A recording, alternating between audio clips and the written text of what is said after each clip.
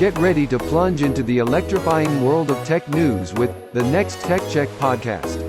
Hosted by SmartTech Research's Mark Vena and NextCurve's Leonard Lee.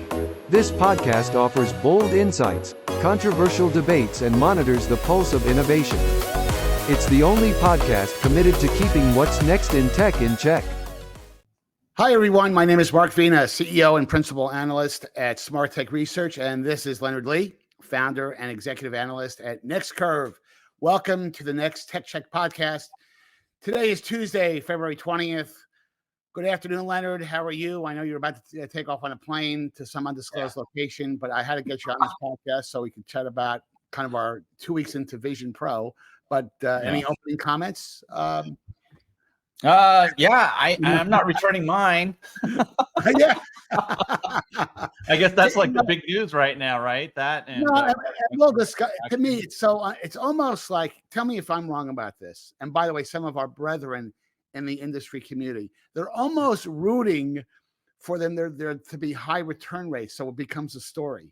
You know, and I hate to say that, but there are some folks that I have respect for. But they're almost like, you know what? Oh God, the return rates are 45%. This is a failure, you know. And I don't understand that. I don't get that. You know, and and the opposite is true as well. You know, you don't want to completely root for Apple to be completely oblivious of return information and root for Apple. Yeah.